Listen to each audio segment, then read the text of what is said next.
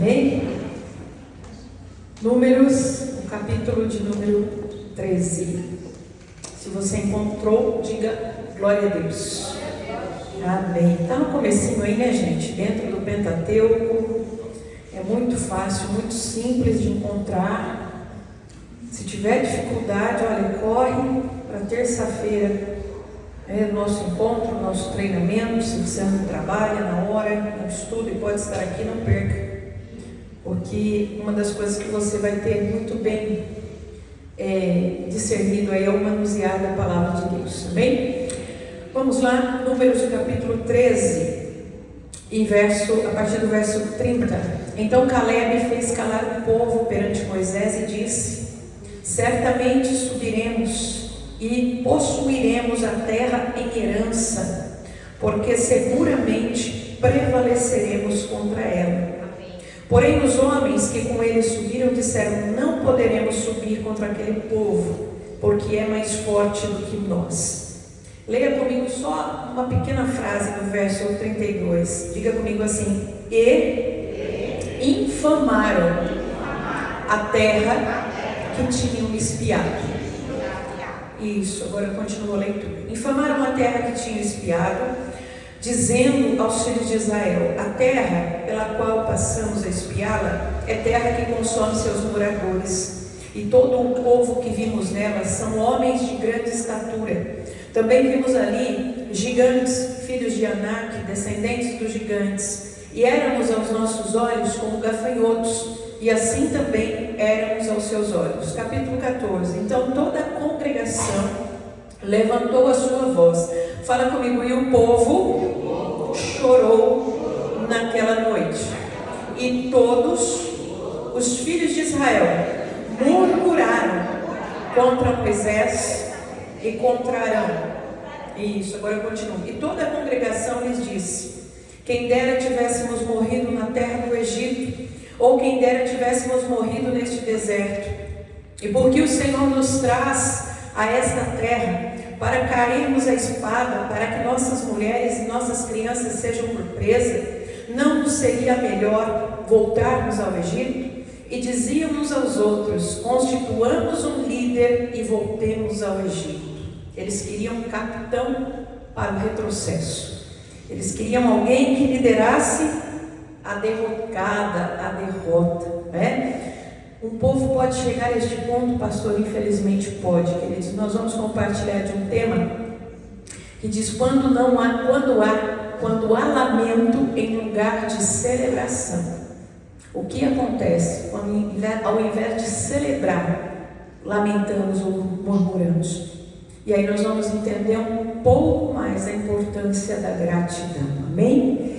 Pai, continua falando conosco, enchendo este lugar com Tua presença, sopra sobre nós o Teu Santo Espírito, enchendo-nos nesta hora, ó Deus, da Tua unção, do poder, do conhecimento, da revelação. Traga sobre nós com clareza o propósito do Teu coração nesta noite, e que esta palavra cumpra o propósito pelo qual o Senhor a está enviando, trazendo crescimento, prosperidade e cura sobre este lugar, sobre as nossas vidas, em nome de Jesus. Amém, queridos? Esse é um tema muito interessante, meus irmãos, porque quando a gente lê esse texto, você pode pensar assim: esse é um texto bastante conhecido, já vi muitas pregações, mas existe um aprofundamento necessário neste texto, para que nós não venhamos incorrer nesse tipo de erro que é muito comum acontecer com o ser humano, e traz assim situações lamentáveis. Então é muito importante a gente se aprofundar.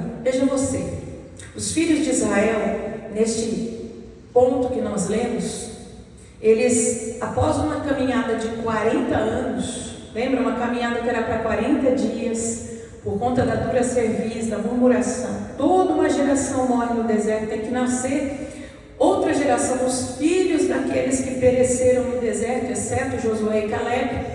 Agora, depois de todo esse tempo, eles estão de frente para a terra. Eles estão a um passo da promessa. Fala comigo, um passo da promessa. Então, eles têm um grande privilégio de agora avistar, principalmente, Esses 12 homens, debaixo das ordens do Eterno, Moisés se chama os 12 príncipes, os 12 cabeças de cada tribo de Israel. E eles têm o privilégio de colocar os olhos sobre aquela promessa que Deus fez lá para Abraão. Veja você, o próprio Abraão, amigo de Deus, fiel, que recebe a promessa, não alcançou, não avistou. Muitas gerações adiante dele, agora, os seus descendentes estão olhando para a terra prometida. E é interessante que quando eles são enviados por Moisés, a palavra que você vai encontrar para esse envio no hebraico, porque quando a gente olha aqui, você imagina assim, foi um envio militar. Moisés chamou os 12 príncipes e disseram: vocês vão lá como guerreiros, vocês vão lá para fazer uma inspeção militar, mostrar as fragilidades, mostrar os pontos fortes da terra. Foi isso? Não foi isso, meus irmãos. Quando nós olhamos para essa chamada que Moisés faz a esses 12 homens, a palavra que Moisés vai dar para eles no hebraico, transliterada, é Latur et haaretz. Moisés está mandando que eles percorram a terra de maneira tranquila, observando. Pastora, mas eles eram espias, né? Isso quer dizer que eles tinham que passar assim desapercebidos. Sim, eles tinham que ir até aquele local com uma certa vigilância. Mas Latur et haaretz, para nós hoje, significa, irmãos, para a gente trazer assim, bem próximo para a gente entender, fazer turismo. Fazer turismo. Quem aqui gosta de fazer turismo? De verdade, seja sincero.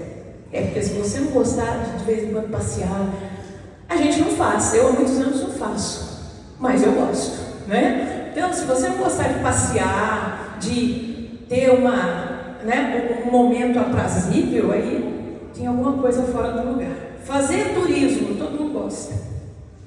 Era esse o espírito, irmãos. Por isso a gente precisa entender a origem da palavra, porque senão você vai falar assim: poxa, eles foram lá, né, também eles foram lá com peso nos ombros, eles foram lá de maneira dificultosa, por isso que eles voltam inflamando a terra. Não, eles foram lá com uma promessa. Moisés disse assim: olha, percorram a terra, sejam prudentes, vigiem, mas percorram a terra. E quando a gente faz turismo, a gente vai nos melhores pontos de um lugar, é ou não é? Você, quando faz turismo, você tem um itinerário para passar os lugares mais bonitos, os lugares mais aprazíveis. E aí você vai perceber que Moisés fala: olhe para a terra, veja o fruto que tem lá, né? Ou seja, traga o relato para nós daquilo que Deus falou, que esta terra mana leite e mel. Foi assim? Foi com esses olhos que eles foram lá para a terra? Ou não? Pelo menos os 10, foi com esses olhos? Não tenha medo, pode dizer não. Porque as primeiras coisas que eles vão olhar são pontos negativos, né? Eles vão fazer aquilo que não foi indicado para fazer, irmãos. E aí já começa tudo errado, tá? Existia no coração deles ali uma rebelião, vamos dizer assim. Ó, que exagero, não, você vai ver que não. O que Moisés pede para fazer? Eles vão lá e fazem outra coisa. E aí então, eles não percorrem a terra no sentido de conhecer, porque essa frase que eu disse para você no hebraico também tem esse sentido de percorrer para conhecer. Eles não percorrem a terra naquele espírito de conquista que a palavra dizia para eles. Seria uma viagem alegre, feliz. Lembra que eu disse no começo? Colocar os olhos sobre a promessa era um privilégio. Essa viagem, ela seria uma viagem aprazível, alegre, feliz. Por quê? Porque era um dos últimos passos preparando para a conquista. Olha só, olha aqui para a pastora, diga assim: o que Deus falou iria se realizar. O que Deus disse iria acontecer, irmãos. Mas aqueles homens foram com um espírito negativo. E o ser humano, ele tem esse lado. E esse espírito negativo, ele trava caminhada. Infelizmente, esses 10 espias, eles fizeram isso. Infelizmente, nos nossos dias, há pessoas que se propõem a isso. O que Deus falou estava prestes a se realizar. Então, olha aqui para o pastor, era hora de celebração, era hora de alegria, de olhar para aquela terra e dizer: veja, é necessário mais de um homem para carregar o fruto da vide. O fruto é muito bom. Olha só o que Deus disse: mana leite. Olha o que Deus disse: mana mel. A terra é muito boa. Era hora de celebrar. Fala comigo, glória a Deus. Sabe o que eles fazem, irmãos? Tem gente, um menor número de pessoas transforma limão em limonada, não é assim? E tem gente que transforma limonada em limão. Eles fizeram isso. Eles conseguiram infamar a terra. Uma viagem que era para ser feita com alegria e com expectativa, porque eles estavam tendo um privilégio. Eles conseguiram olhar para as circunstâncias desfavoráveis. Uma viagem que era para ser feita com alegria e expectativa. Não obstante existissem circunstâncias, existia gigante lá, sim. Um povo forte, sim. Mas o ponto culminante ao olhar para a terra deveria ser a promessa que foi feita pelo Eterno, por Adonai, pelo Criador, pelo Altíssimo, pelo Senhor, pelo Todo-Poderoso. Ela é real e ela está diante dos nossos olhos. Sabe por quê, irmãos? Circunstâncias não impedem a promessa.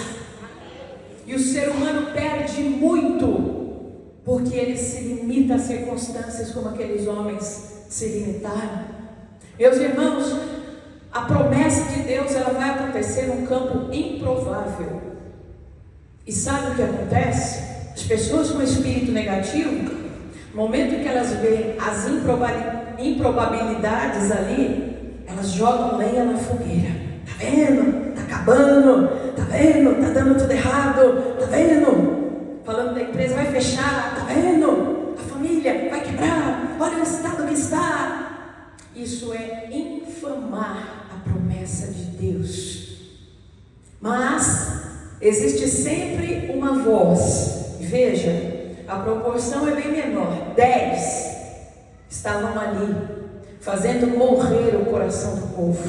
Aí eu disse, não fez do meu jeito, eu falei. A pessoa usa a boca com lashon hará e depois ainda assina embaixo, como os 10 espias. Mas existe sempre uma voz, a proporção 10 negativos para 2 que criam na promessa. E eu vou dizer para você, essa voz, ainda que ela seja solitária, ela é ouvida pelo céu, ela é honrada pelo céu. Pode ter 10, pode ter 100, pode ter 1000 negativos proclamando lashon hará, tudo bem, vai atrapalhar bastante, mas a promessa não vai deixar de acontecer. Então, que seja você aquela voz que ainda que solitária se levanta para dizer: vai dar certo, a família vai ser restaurada, a empresa vai ser renovada, a igreja será abençoada, minha casa vai desfrutar da promessa, a situação daquele irmão vai ser revertida, aquele que ninguém dá nada por ele, Deus o levantará. Que seja você essa voz, meu irmão. Pastora, mas tem a voz de uma multidão. Sim, 10 contra 2. Quem venceu? A voz de Caleb, a perseverança de Josué. E olha como é o olhar do céu. Há um texto que o Senhor diz assim: vou honrar Caleb porque nele houve outro espírito. O problema é espiritual. O problema da negatividade, da lashon hará, da maledicência, do pessimismo, está entranhado lá no espírito da pessoa. E se você não combater, porque da mesma forma Deus sopra sobre nós o seu espírito, o Criador sopra sobre nós a vida, para combatermos a palavra negativa. Caleb poderia ter se calado e falado: tem 10 falando, eu vou ficar bem quietinho, eu penso diferente, mas não. Ele foi, naquela hora, o shofar de Deus, a trombeta de Deus. Eia, subamos e possuamos a terra que o Senhor nos deu por herança. Não importa Se as 10 vozes vão se levantar, murmurar, burburinhar, não importa. Eu vou proclamar a palavra de Deus. E a palavra de Deus é que vai se cumprir no final. Então Deus deu toda a condição. Vão, percorram a terra. Recebam o privilégio de botar os olhos na promessa. Sabe? Esse lugar que você está hoje, esta igreja, é o lugar da promessa para a sua vida. Esse irmão aí que está perto de você, se ele está com um espírito positivo, sorriso no rosto e glorificando a Deus, ele é parte da promessa para a tua vida. Sabe aquela casa, aquela família que às vezes você reclama dela, sua, ela é promessa de Deus para a sua vida. Sabe aquele local de trabalho que parece estar tão difícil, tão truncado, enquanto você está lá, é promessa de Deus para a sua vida. Não infame a terra, meus irmãos. Não fale mal da sua igreja, não fale mal dos seus pastores, não fale mal dos seus líderes, não fale mal da tua casa, não fale mal dos teus pais, não fale mal do local onde você trabalha. Infamar significa blasfemar. Fala isso comigo. Infamar significa blasfemar. Principalmente, irmãos, do que é promessa de Deus. E aqui é um dos aprofundamentos que eu queria que você entendesse. O primeiro é o espírito pelo qual aqueles homens foram levados a espiar a terra. Não era uma missão militar, era um percorrer para que os olhos se deliciassem com a promessa de Deus. Segundo ponto, a gente lê aqui, infamaram a terra, falaram mal da terra. As pessoas estão tão acostumadas a ver todo mundo falando mal de todo mundo, que, o que tem isso, o que tem isso. Esse é um dos piores pecados que Israel cometeu. Se você falar com qualquer sábio judeu, ele vai dizer, o bezerro de ouro e a infâmia sobre a terra, a infâmia sobre a promessa que Deus deu. Preste muita atenção numa coisa, meus irmãos, há um espírito maligno que opera e milita contra a igreja, eu acredito que desde que ela nasceu, de maledicência contra os líderes, os pastores, os irmãos. É um espírito maligno. Não entre nisso, não preste os seus ouvidos para isso, porque quem faz isso seca, e quem participa seca. E estenda isso. Dentro da casa há uma hierarquia, há um sacerdote dentro do lar. Minha casa, meu pai já faleceu, meu pai não está lá, então a sua mãe, há um sacerdócio dentro do lar. No local de trabalho há uma hierarquia. Não quebre, as pessoas estão lamentando, estão chorando e a murmuração cresce porque estão quebrando princípios e não estão percebendo. Onde há murmuração, tudo seca, meus irmãos. Estes homens são levados a uma viagem, a uma oportunidade grandiosa, mas 10 deles voltam infamando a terra, ou blasfemando contra Deus, blasfemando da promessa que Deus deu. Listado como um dos piores pecados que aconteceu na história de Israel, porque em um tempo de celebração, por que eles consideram um dos piores pecados, pastor? Porque era momento de celebrar, era momento de glorificar, era momento de louvar, e estes 10 espias voltam com um discurso que gera 3 coisas, irmãos: lamento, murmuração e choro. O choro no momento da celebração torna difícil o alcance da promessa, às vezes protela aquilo que era para agora, vai lá para frente, às vezes inviabiliza e gera consequências nefastas. E sabe por que foi assim? Porque a maioria do povo abraça a fala daqueles 10 homens negativos e não a chamada de Caleb. Você pode perceber uma coisa: por mais que você esteja num lugar infectado por pessoas negativas, rebeldes, que ficam o tempo todo lamentando e falando mal, vai haver sempre uma voz que seja para dizer: esse não é o caminho, acorda, não se envolva com isso. Vai haver sempre uma voz que seja Você só não vai ouvir se não quiser. Se não quiser, Deus não vai lhe obrigar. Mas alguém Deus levanta. E em geral, alguém com posição hierárquica, assim, porque Deus não quebra hierarquia. Veja, o povo abraçou a palavra dos 10 negativos. E aí você vê que o ser humano, quando ele dá vazão à inclinação para o mal, ele vai ter uma atração por aquilo que é mórbido, que é negativo. Os jornais e revistas dizem o seguinte: se você coloca notícia boa na capa, vende? Não vende. Se você põe tragédia, se você põe notícia ruim, sangue escorrendo, todo mundo compra. Essa é a atração da Yetzer Hará, da inclinação negativa, daquilo que Paulo chama de carne. E isso, irmão, serve como um termômetro. Essa atração pelo que é negativo, eu preciso saber, eu preciso ouvir. Outro dia eu vi que alguém fez uma pergunta para o pastor, num assunto que não competia nem a nós, nem a pessoa. O pastor falou: não sei e não vou especular. E a pessoa disse: eu quero especular.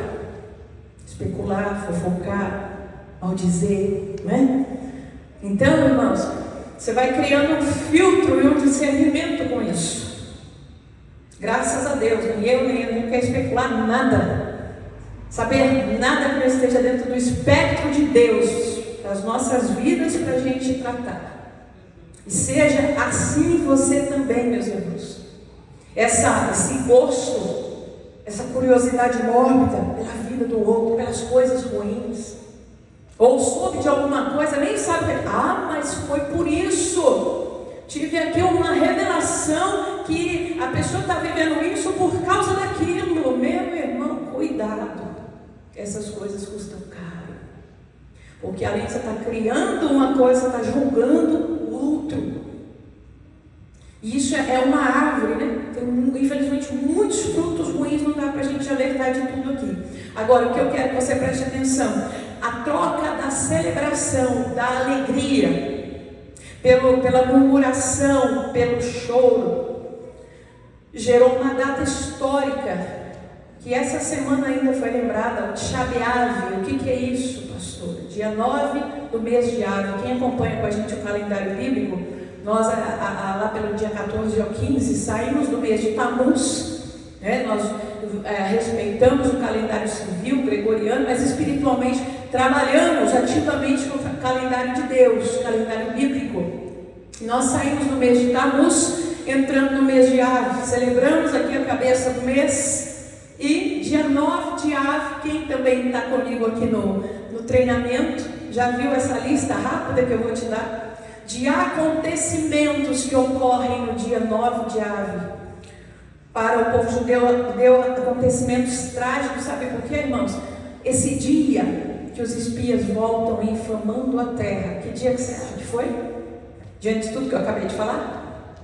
Dia 8 de Av? 10 de Av ou 9 de Av? O que você acha? 9 de Av. Eles abriram portais para outros acontecimentos ocorrerem. Essa data é um dia importante de jejum, lá no calendário bíblico, né, seguido pelos judeus também, que marca a tristeza, porque uma sequência de eventos trágicos decorrem nesse momento. Preste atenção numa coisa: Deus deu um motivo para eles celebrarem, agradecerem, sorrirem. O que eles fizeram? Murmuraram, lamentaram, tiveram uma expressão de choro, irmãos, mas não é um choro de quebrantamento, era um choro de luto, porque eles inverteram o propósito que Deus deu para eles. Era conquista, e eles vieram prenunciando derrota. Cuidado, não prenuncie derrota na vida do teu semelhante. Não prenuncie derrota de novo no lugar onde você trabalha. Não prenuncie derrota na tua casa. Não prenuncie derrota na tua igreja. Não seja você um agente como esses 10 espias. Sabe por quê? As nossas palavras e ações abrem portas no mundo espiritual. Você quer ver uma coisa? Veja só. Eventos ocorridos no dia 9 de Av, todos eles nesse mesmo dia 9. Primeiro, o que abriu as portas? O retorno dos espias, Ao invés de fazerem uma celebração de gratidão, eles fazem um momento de luto e de murmuração. A partir dali você vai ver, no histórico, né? na história mundial, especialmente na história de Israel, 586 anos antes de Cristo, neste dia 9 de Av, Nabucodonosor entra e destrói o templo em Jerusalém. Passado longo período, agora já depois de Cristo, 70 anos depois de Cristo, você vai ver os romanos entrando de novo em Jerusalém, e construíram o templo no dia 9 de Av, eles vão destruir o templo de novo. 135 anos depois de Cristo, os judeus são completamente derrotados no dia 9 de Av e expulsos da terra de Israel. Parou por aí, pastora? Não, 1095 anos depois de Cristo, também no dia 9 de Av, época das cruzadas. Os cruzados matam milhares de judeus nesse dia. 1290 anos depois de Cristo, eles estão na Inglaterra, eles são expulsos da Inglaterra. E depois, 1492 anos depois de Cristo, eles estão na Espanha, eles são expulsos da Espanha. Num dos momentos mais dolorosos que eles passam, ali na época da Segunda Guerra, no dia 31 de Av, de 1941, ou dia 31 de 7 de 1941, dentro do mês de Av, possivelmente naquele ano 9 de Av, você vai ver aquele senhor que marcou a história com a sua maldade, assinando um dos decretos da solução final dele para o judeu. O que era a solução final dele para o judeu? Matar todos os judeus, no dia 9 de Av. Mais pertinho de nós, agora em 2005, no dia 9 de Av, todos os judeus são expulsos da faixa de Gaza. Tudo isso no dia 9 de Av. E não caia no erro, meus irmãos, na ignorância, dizer assim, porque o judeu matou Jesus, foi Deus que mandou tudo isso. Mentira. Primeiro, que Jesus sacrificasse na cruz era um plano maior. Segundo, que quem efetuou o ato foram os romanos, né? Houve lá uma ala dos edomitas, né? Quem está comigo entende essa diferenciação que existe, bradando, crucificai, mas não foi, Deus não imputa isso ao povo. Isso é muito mais um antissemitismo do que qualquer outra coisa. Isso acontece, irmãos, exatamente por aquilo que eu estou dizendo para você, que não acontece só com o judeu, não. É com brasileiro, alemão, inglês, é com aonde você tiver ser humano. E se o ser humano não vigiar nessas coisas, aquilo que é dado para ser bênção, aquilo que vem como promessa, a pessoa começa a infamar, a pessoa começa a reclamar, começa a murmurar. O que acontece? As nossas ações, e principalmente as nossas palavras, elas abrem portas no mundo espiritual. Então foi uma falta de vigilância que ocorreu com eles e que pode estar ocorrendo nas nossas vidas. Examine-se, pois, o homem a si mesmo. Uma data que deveria marcar celebração e gratidão. O culto hoje é de gratidão. Como é que está teu coração? Leve, grato, alegre, pesaroso, com um monte de pontos negativos? Avalie, meu irmão. Se o teu coração está assim, pesaroso, todo cheio de complicações, Deus está falando com você por amor. Limpe o teu coração. Veja, lá para frente eu ia citar, mas cabe aqui, Provérbios 4:23, sobre tudo que se deve guardar, guarda o teu coração, porque dele procede as saídas da vida. Porque muitas vezes nós estamos tendo o privilégio de ser colocado por Deus em lugares estratégicos, que tem sim gigante, que tem fortalezas para resistir, que tem, mas não me interessa nada disso. O que me importa é a palavra que Deus me dá, que é de posse, que é de conquista, que é de vitória, e é isso que vai concretizar. Agora, se eu ficar olhando, ai meu Deus, tem isso, tem aquilo, ai, tem aquilo outro, e tem aquilo outro. Irmãos, eu recebi uma palavra, o Senhor me comissionou. Esse foi o pensamento de Caleb. Essa é a terra que Deus disse lá atrás ao nosso pai, a Vila Abraão, que seria nos dado, e nós somos a geração que vamos possuir. A expectativa de Caleb era tão boa, que ele vai chegar para Josué na divisão das terras, ele vai dizer o que? Olha, Quando eu tinha 40 anos, estava andando lá pelo deserto e eu recebi a promessa. Hoje eu tenho 85. Ele tinha a idade que tinha no deserto mais 5. E ele fala assim: me dá, Hebron, me dá a minha parte, porque eu vou lá para conquistar. Deus vai falar: Caleb, mas está lembrado, tem gigante. Não importa, eu tenho uma palavra. Essa era a expectativa desse homem com 40 ou com 85 anos, irmãos. Ah, porque eu estou muito velho, porque eu estou muito novo, porque nessa igreja não dá, porque nesse lugar, porque nessa empresa, porque nessa casa, eu não dou fruto porque me impede. Irmãos, ninguém nos impede de frutificar. Essa é uma mentira que a gente não pode falar jamais. Ninguém nos impede de frutificar. Se eu quero frutificar, ainda que eu esteja no deserto, eu faço reverdecer. Basta que eu obedeça a palavra de Deus. Bolaimes estão se abrindo lá em Israel e se encaminhando ali para o Mar Morto, porque ele vai ganhar vida. O Mar Morto ganhará vida. Você acha o que é disso? Não é? O Senhor tem promessas em sua palavra, falada pela boca dos profetas: o deserto reverdecerá. Então eu só deixo de frutificar se eu mesma não quiser frutificar, se eu mesma não quiser avançar. Fora isso, ninguém pede. Está aí, a terra está aí. O que Deus está dizendo? A terra está aí por ser conquistada. Agora, quando você deixa uma série de coisinhas de você vai ficar aí rodando e vai ser lugar. Mas para quem tem visão da promessa, subamos. Quem crê, vamos comigo e vamos conquistar aquilo que o Senhor já nos deu por herança. Lá no céu já foi dado. Se fizermos na terra e avançarmos, vai aparecer o decreto que já está escrito no céu. Então não deixe nada nem ninguém, irmãos, porque por outro lado tem isso também. Tem aqueles que minam as suas promessas. Mas você acha? Mas não dá por isso, mas não dá por aqui. É igualzinho esses espias. Tem gigante, tem um povo forte. Olha, nós parecemos uns gafanhotinhos ali. Olha que absurdo. Eles estavam até adivinhando. E adivinhação, estou usando essa palavra, não é por um acaso. Adivinhação é feitiçaria. Eles estavam adivinhando o que o inimigo pensava. Olha, nós para ele somos como gafanhotos. Algum gigante falou para ele: gafanhoto. Não.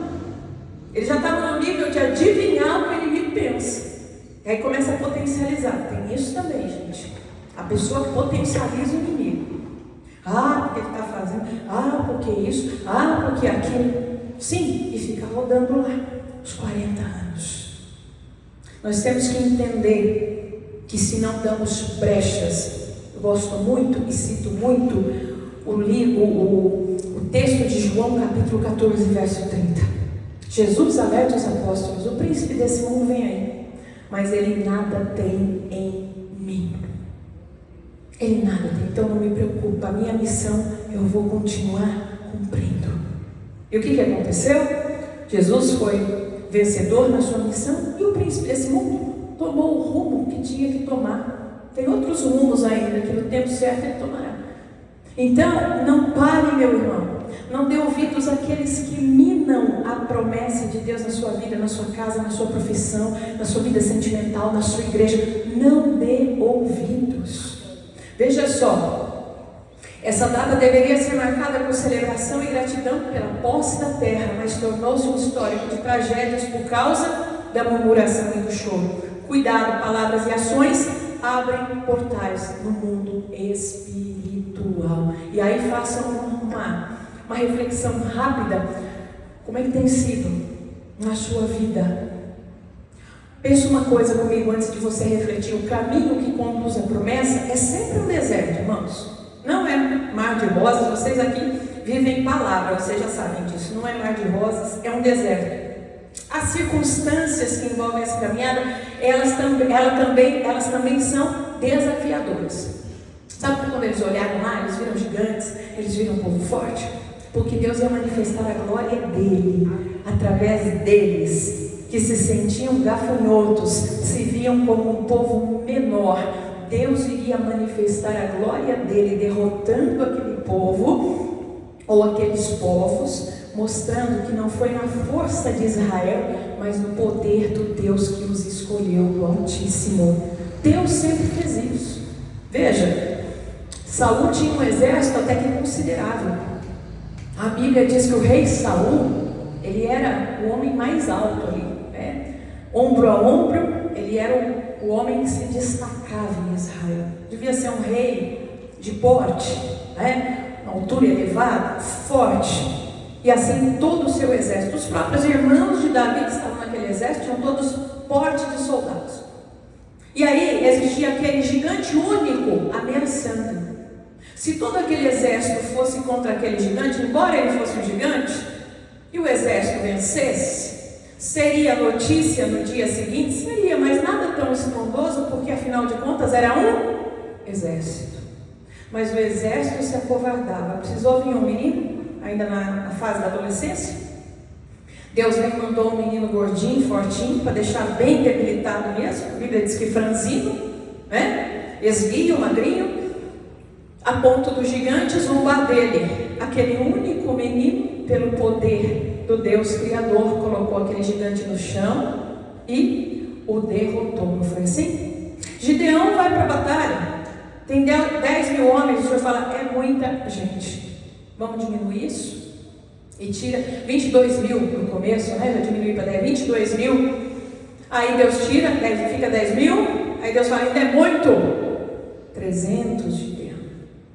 E assim, meus irmãos, você vai ver com Abraão, você vai ver que Deus sempre mostrou o seu poderio através das coisas pequenas.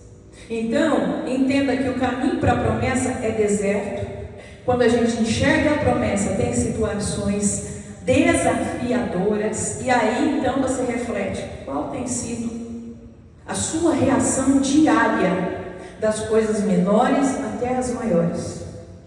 Quais têm sido os comentários que saem de sua boca quando você se vê diante de situações desafiadoras?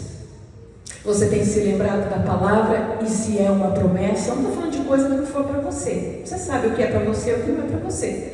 Estou dizendo de coisa que é promessa. Você tem se lembrado da promessa? E aí qual é a reação?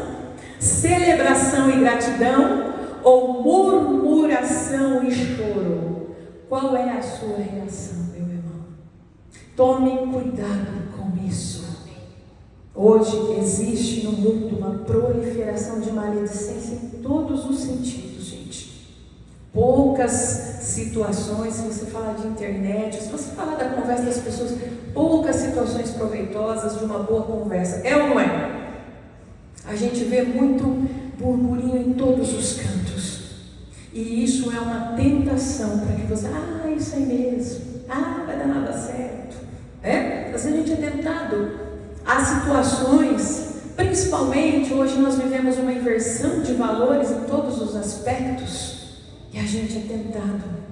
E aí você vai falar, pastora, mas às vezes eu não posso falar de uma situação onde não tem pessoas de Deus envolvidas, onde eu sei que vai dar uma coisa ruim, então não fale. Então não profira, não profira, fique na intercessão, ali só tem, e as pessoas estão fazendo umas coisas que vai dar um resultado ruim. Não fale, não se envolva em conversas tolas, em conversas vãs. Fale entre vós com salmos e cânticos espirituais. Se é possível dar uma boa palavra, dê uma boa palavra. Se ali está um emaranhado que só tem má palavra, eu não vou dar uma palavra. Eu vou parar de ver. Você sabe que tem uma enxurrada de coisas aí na internet, contra igrejas e contra tantos irmãos. Graças a Deus, acho que quase 2 anos eu não vejo mais nada disso. Porque a hora que eu pouco lido, mas a hora que entra alguma coisa que eu vejo, não me interessa. Eu quero saber do que edifica, eu quero saber do que me inspira, eu quero saber do que me faz crescer. Porque às vezes, irmãos, o problema não está nem na igreja daquela pessoa, na empresa onde ela trabalha, na família dela, mas ela fica ouvindo tanta abobrinha, tanta coisa ruim que está lá, que está ali, que está lá. Ela começa a ficar desmotivada com as coisas dela. Então, entenda uma coisa: se alimente do que inspira, se alimente de bons testemunhos, se alimente do que está dando certo. Observe uma coisa, queridos: a palavra murmuração, quando você traz ela lá do hebraico, você translitera como lã. E lã significa dar vazão a ressentimentos, a insatisfação, a aborrecimento. Foi esse o espírito que aqueles homens, eles avistaram a terra, trouxeram o relatório deles contaminou todo aquele povo. E o problema, ele torna-se ainda maior. Sabe por quê? O que vem da palavra murmuração ou lã? Insatisfação. A insatisfação, ela anda colada com ingratidão. Você não separa uma da outra. Então, a ingratidão, a insatisfação, ela sustenta esse espírito de rebelião. E detalhe também, quando você estuda a fundo o porquê que os judeus reconhecem esse como um dos piores pecados cometidos por Israel, porque foi uma forma de rebelião. Quando Deus disse, tomem posse da terra, esses 10 disseram, não vamos tomar posse não. Então, perceba, a ingratidão e insatisfação sustentam o espírito de rebelião. Em suma, o espírito de rebelião, resumindo para você, é um espírito maligno que deseja o quê? Um lugar de uma autoridade, deseja tomar as rédeas de uma situação, e ele se manifesta desobedecendo, desonrando, desafiando. E também é um espírito de feitiçaria, de encantamento, está tudo entrelaçado. Isso está na Bíblia, 1 Samuel, porque é livro, não é carta. 1 Samuel capítulo 15, o verso 23. Diz que é como um pecado de idolatria. Você sabia que na obediência você pode ganhar muitas almas? Eu me lembro, já contei para vocês vão se lembrar, por isso eu posso resumir, que quando eu vim para a igreja, minha mãe não tinha vindo ainda. E aí, você sabe, ela depois me disse, o dia que ela foi ganha para Jesus, foi um dia que ela falou assim, que ela ficou, havia aquela guerra espiritual, então ela estava muito irritada, ela pegou a chave do meu carro e falou, hoje você não vai na sua igreja, não vai na igreja. Porque eu ia no domingo de manhã para a escola bíblica, depois eu ia à noite para o culto. Lembra disso, mãe? E ela pegou a chave e falou, não, você não vai na igreja hoje. E ela disse assim, depois quando ela me contou, você era maior de idade, trabalhava, tinha seu carro, eu fiquei esperando você vir pegar a chave e falar, eu vou na igreja. Isso aconteceu graças a Deus. Eu me lembro que ela testemunhou. Eu disse, tá bom, mãe, tudo bem. Eu fui para o meu quarto, peguei a Bíblia e fiquei lendo no meu quarto. E fiquei ali durante o dia, orando, lendo a Bíblia, lendo a Bíblia. E sequer eu fui lá e falei, mãe, cadê a chave do meu carro? Não. Vocês veem como o Espírito de Deus trabalha, irmãos? Se não tivesse o Espírito de Deus ali soprado sobre a minha vida, talvez eu tivesse essa reação rebelde que o ser humano sem Deus tem. É meu, eu já tenho idade, eu vou fazer o que eu quero. Você pode ter 90 anos, seu pai ou sua mãe que tem 115 manda em você. Entenda isso. Não tem problema, e louvado seja Deus, né? Se você tem 90 e seu pai e sua mãe 115, manda em você. Eu já sou um velhinho de 90 anos. Tem pai, tem mãe? Respeite. Tá? E aí, meus irmãos, eu percebi que no final da tarde ela veio e disse para mim assim, toma a chave, pode ir para a sua igreja. Eu fui para a igreja e cultuei a Deus. Dali a pouquinho minha mãe estava batizando. E um dia ela contou isso para mim. Que nesse dia ela falou, que Deus é esse que fez isso com a minha filha? Então, na sua submissão, na sua obediência, você pode ganhar 1, 2, 10, quantas almas estiverem observando. Veja, eu não fiquei dizendo, mas eu preciso ir para a igreja, tira o ídolo, isso e aquilo. Não, irmãos, foi uma atitude desafiadora. Desafiadora. Que se não houvesse, o domínio da Iade Serrará, eu não teria conquistado talvez a alma da minha mãe para Jesus. Mas graças a Deus foi diferente, ela veio. Então, perceba uma coisa, querido. Todo espírito de acusação não procede de Deus. Fuja dessas coisas. Todos estes malefícios, que eu acabei de ler aqui, um resumo desse espírito maligno, de rebelião, de insatisfação, de infâmia sobre aquilo que Deus deu, todos esses malefícios podem advir a partir da ingratidão, da insatisfação. Olha como o inimigo é sutil. Ele faz assim, você não devia aceitar isso. Você devia revidar essa palavra aí. Fez isso, então amanhã você também não faz aquilo. Você fala, é mesmo. E aí, se você prestar atenção, quem é que está falando aí? É o seu ego. Você podia ajudar, mas não vou ajudar não. Essa pessoa não merece ajuda, você já julgou a pessoa, já sentenciou e já botou o seu ego no trono. Olha como é sutil, irmãos, e as pessoas não percebem. Então, cuidado. Agora vem aquela palavra: vigie as portas do seu coração. Provérbios 4:23. Assim como o episódio com Corá, que vem logo à frente, percebemos que o povo inconstante se esquece rapidamente de tudo que Deus havia feito por eles, num minuto, num instante. E aqui você verifica mais um problema, né? Percebe-se que o povo inconstante não seja inconstante em nenhum dos seus caminhos. Porque a pessoa inconstante, ela já é assim: hoje ela está grata, amanhã ela está ingrata, hoje ela está feliz, amanhã ela está odiando, hoje tudo bem, amanhã tudo errado, sai da minha frente, não fale comigo. Inconstante. Ou uma inconstância mais sutil. Quer ver uma inconstância muito comum, através da qual o inimigo tem enganado muita gente hoje? Não consigo ir na igreja.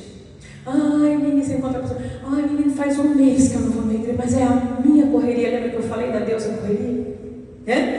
Não está dando tempo, mas Deus sabe que eu estou orando lá em casa. Está se enfraquecendo lá em casa.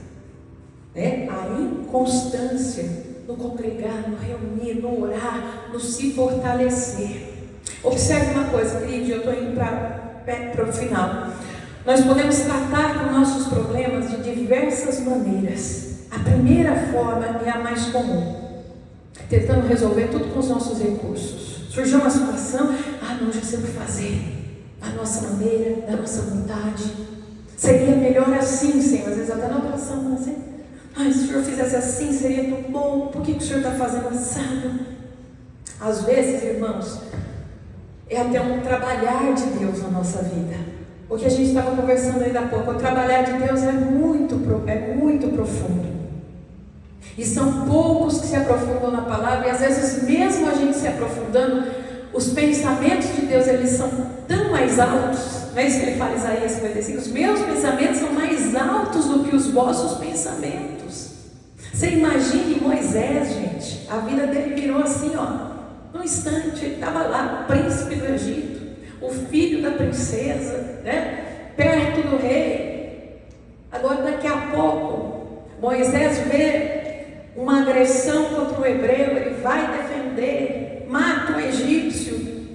Aí pensa que se livrou do corpo lá, já está errado, já começou ali tentando esconder aquilo. Daqui a pouco, os dois famosos, a Bíblia não cita, mas quando você estuda a história mais a fundo, quem que estava lá e que viu ele matar o egípcio, hein? Quem será? Será Datã e Abiram, os amiguinhos do Corá.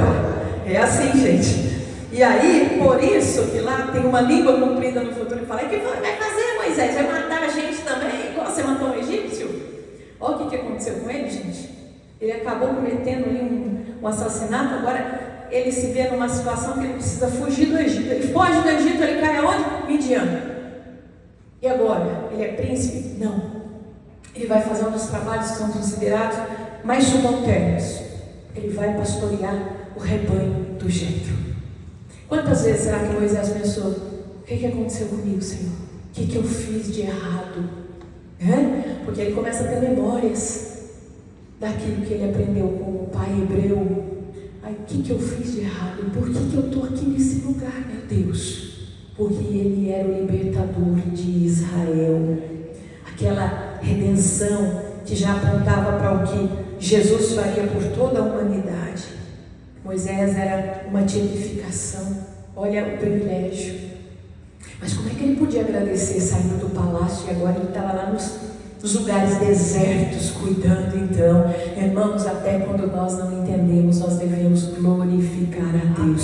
Não que nós vamos adorar a tribulação, não é a tribulação, mas é o Deus que nos tira da tribulação, que vai nos treinar, que vai nos capacitar, e que no tempo certo vai falar: agora eu te tiro de Midian, você volta para o Egito, mas não é para morar lá não, é para sair do Egito com todo o meu povo, é para me adorar no Sinai, é para receber a minha lei, é para levar o povo até Canaã. Então nós devemos adorar o Senhor em todo o tempo. Essa é uma situação que certamente Moisés não sabia como lidar. Como eu vou resolver? Não sei resolver. Então o que eu vou fazer? Eu vou orar ao Senhor para que Ele me dê um caminho. E quando Ele me der um caminho, eu vou executar aqui na terra. Estou pronto para executar, Senhor, mas eu não vou sair executando o que eu penso, o que eu acho.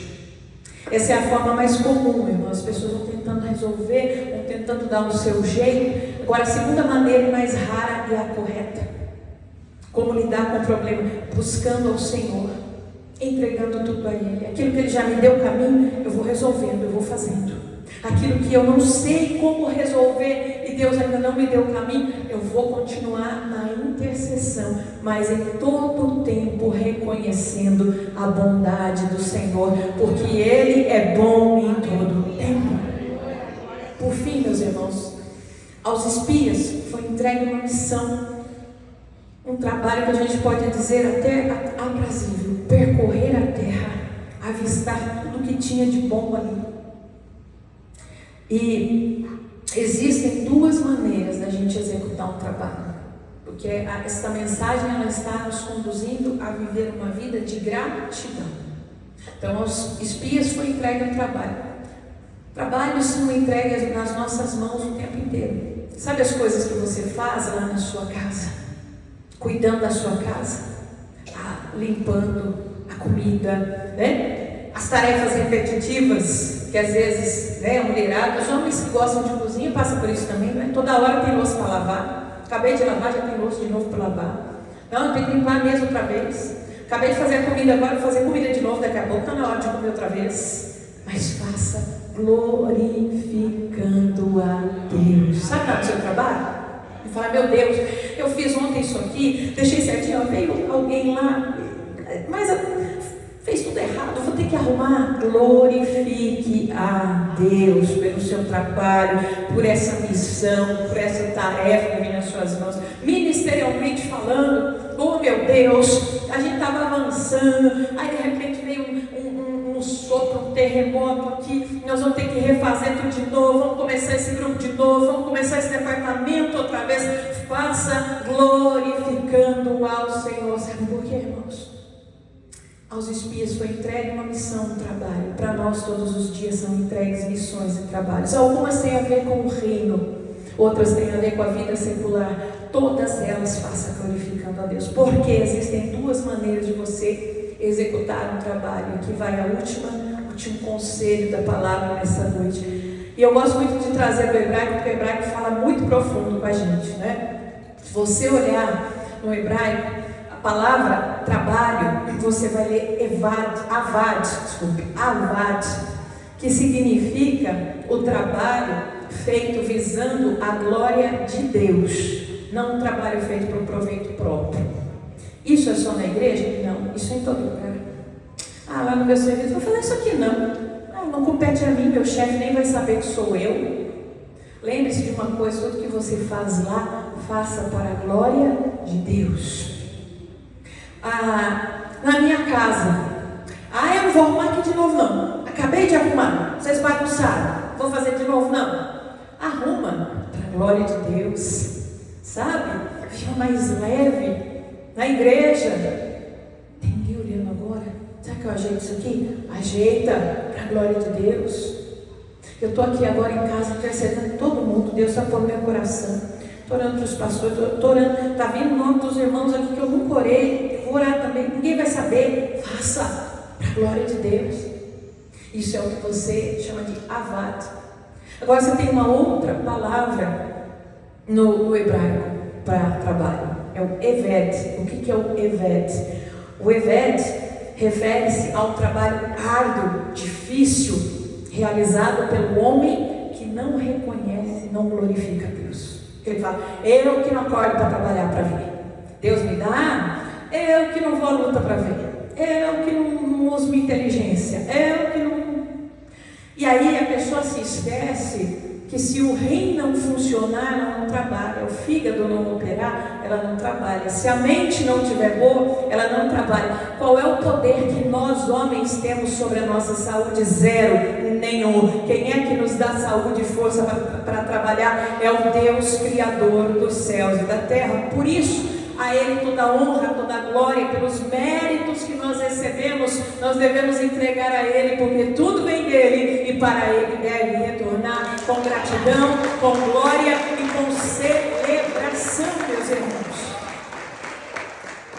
Veja uma coisa, Avad e Eved não são duas formas de trabalho, são duas maneiras de executar o trabalho. O homem executa, o céu olha e aí o céu sabe. Está fazendo Avad para a glória de Deus, ou está fazendo Eved para proveito próprio, para mérito próprio. Então, reflita agora de que forma você tem vivido em todas as áreas da sua vida. Inclusive, irmão, naquelas áreas que você se sente frustrado. Você fala assim, aqui Deus falou que ia ser assim, que parece que está tudo contrário do que Deus falou, e aí você incorre no erro. Por que Deus? O que está acontecendo? E você começa a girar em círculo com aquelas questões. Sabe o que você faz? Eu sei, isso é do impulso humano. Sabe o que você faz com essas questões? Você diz, Senhor, eu não estou entendendo, mas eu glorifico o Teu nome e peço que o Senhor me conduza, porque os meus olhos estão na promessa, os meus olhos estão naquilo que o Senhor me falou. Eu me guio pela Tua luz, eu me guio pela Tua palavra, então eu peço que o Senhor me conduza. Eu não questione, não perca seu tempo ali com questões humanas, mas seja grato a Deus por tudo o que Ele tem feito.